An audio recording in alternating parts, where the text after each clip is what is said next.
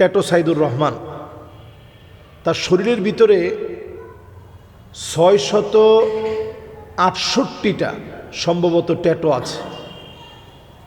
আমি যতটুকুন দেখেছি বাংলাদেশে বেশ কয়েকজন এই ট্যাটো করে, এর মধ্যে সে একজন, আরও একজন আছে, তার নামটা এই মুহূর্তে আমার মনে নেই।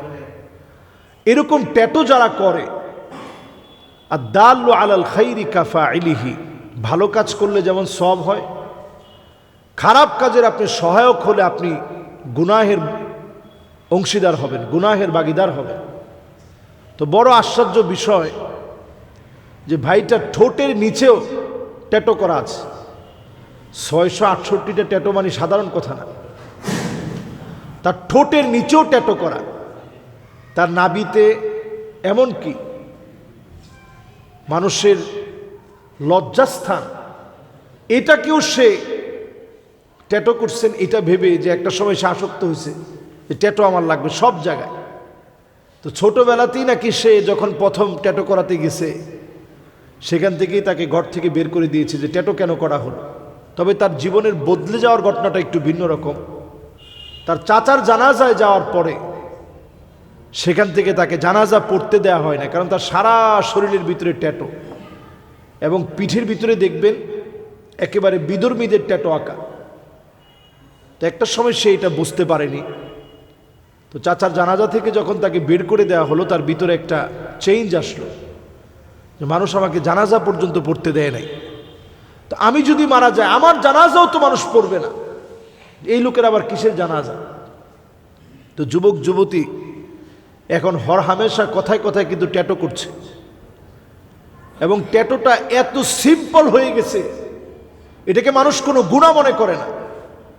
অথচ প্রিয় ভাইরা, ট্যাটো যে কত মারাত্মক গুনাহের নাম, নবী সাল্লাল্লাহু আলাইহি ওয়াসাল্লাম পরিষ্কার বলেছেন, লাআনাল্লাহুন নামিসা ওয়াল মুতানাম্মিসা ওয়াল ওয়াশিমা ওয়াল মুস্তাওশিমা।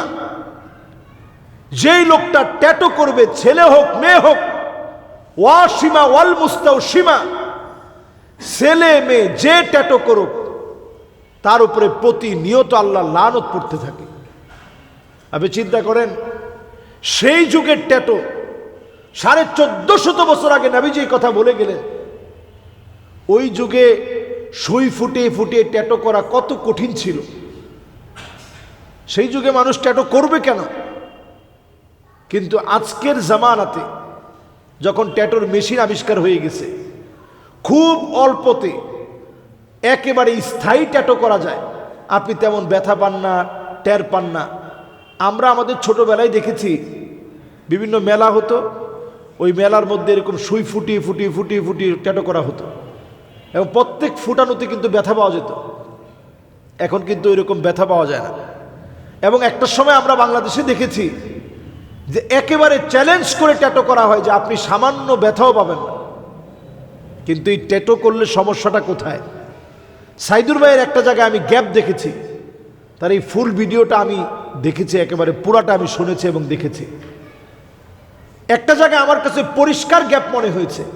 তিনি বলতেছেন যে পানি পৌঁছে এবং লোম গজায়, তারপরেও যেহেতু ইসলাম নিষেধ করে এই জন্য আমরা করব না।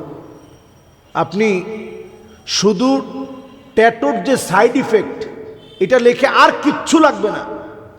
ট্যাটোর যে সাইড ইফেক্টগুলো হচ্ছে, স্কিন ক্যান্সার হয়ে যাচ্ছে, এটা আপনি শুধু লিখে সার্চ দেন গুগলে, আপনি দেখবেন কত হাজার হাজার এরকম দৃশ্য বের হয়েছে যে ট্যাটো করার পরেই স্কিন ডিজিজ এমন হয়েছে যেটা মারাত্মক ইনফেকশন হয়ে শরীরের মধ্যে এটা ছড়িয়ে পড়েছে। এবং উনি নিজেও বলছেন যে উনি ছোটবেলায় ট্যাটো করার পরে ওনার চামড়া ভুলবশত ট্যাটোর ভিতরে ইনফেকশন হয়ে পরে এটা ছড়িয়ে পড়েছে, চামড়াটা ওই দিক দিয়ে পুড়ে গিয়েছিল, পরে উনি অন্য ট্যাটো করে এটাকে মিলিয়ে নিয়েছেন। তা আমি পরিষ্কারভাবে বলি, এই ট্যাটো এমনি ইসলামে নিষেধ করা হয়নি। হুসনু ইসলামিল মারই তারকুহু মা লা ইয়ানিহ, ইসলামের একটা সৌন্দর্য হচ্ছে অনর্থক কাজ ইসলাম বর্জন করবে। তা আপনি এই সুন্দর দেহের ভিতরে আপনি কেন ট্যাটো করবেন?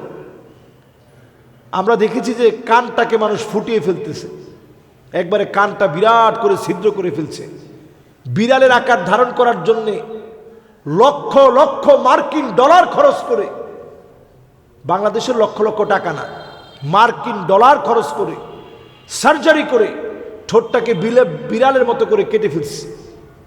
ঠোঁটকে বিড়ালের মতো করে কেটে ফেলে এরপরে সেই বিড়ালের মতো করে খাওয়া দাওয়া করতে পছন্দ করে। আমরা অনেককে দেখছি যে বাঘ সাজার জন্যে লক্ষ লক্ষ টাকা খরচ করে সার্জারি করে, ডলার খরচ করে বাঘের মতো এখানে লোম লাগিয়েছে, বাঘের মতো দাঁতগুলাকে একেবারে ধারালো করেছে, চোখা করে ফেলেছে। এরপর অনেক সময় দেখেছি মানুষ কুকুর সেজেছে, যে মানুষকে আল্লাহ রাব্বুল আলামিন সবচেয়ে সুন্দর করে সাজালেন, সে মানুষ সাজার জন্যে ট্যাটু করে, সে মানুষ সাজার জন্যে বুরু প্লাক করে, সে মানুষ সাজার জন্যে দাঁতকে কেটে চিকন করে, সে মানুষ সাজার জন্যে নিজের ঠোঁটটার মধ্যে ইনজেকশন দিয়ে ঠোঁটটাকে ফুলিয়ে ফেলে। আহারে, মানুষের রুচি আজকে কোথায় চলে যাচ্ছে। মুতাফাল্লিজাত, মানুষ পরচুলা লাগায়, ওয়াসিলা ওয়াল মুস্তাউসিলা, নানাভাবে এই হারাম কাজগুলো আমাদের সমাজের ভিতরে হচ্ছে। এখন আমাদের যে ট্যাটু সাইদুর রহমান ভাই আছে, তার এখন বড় একটা কাজ হচ্ছে, তিনি আর এখন কোনো ট্যাটু করেন না।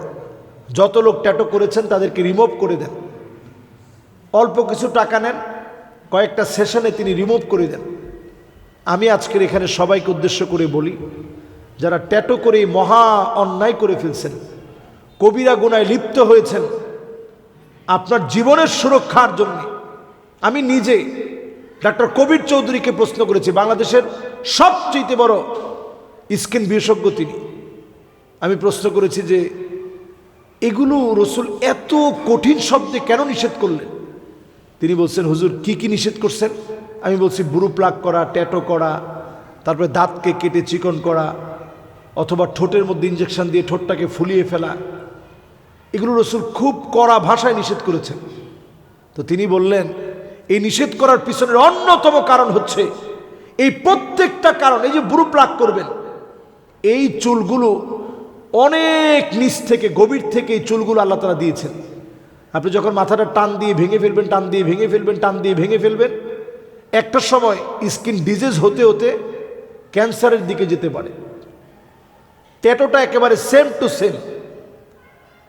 এরকম প্রত্যেকটা ইস্যু যেগুলো ইসলাম নিষেধ করেছেন, এমনি নিষেধ করেন নাই। এই জন্য এই জাতীয় কাজ যারা আমরা ভুলে করে ফেলেছি, আমরা অবশ্যই রিমুভ করার চেষ্টা করব। আর যারা যুবক এখন মনে করতেছে আজকেই ট্যাটু করব, আমি ওই যুবককে বলবো, খবরদার, ট্যাটুর মতো হারাম কাজটা আপনি বর্জন করেন।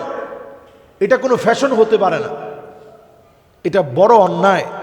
এই হারাম অন্যায় থেকে আমরা প্রত্যেকে বেঁচে থাকি। আল্লাহ আমাদেরকে তৌফিক দান করুক। আসসালামু আলাইকুম ওয়া রাহমাতুল্লাহি ওয়া বারাকাতুহু।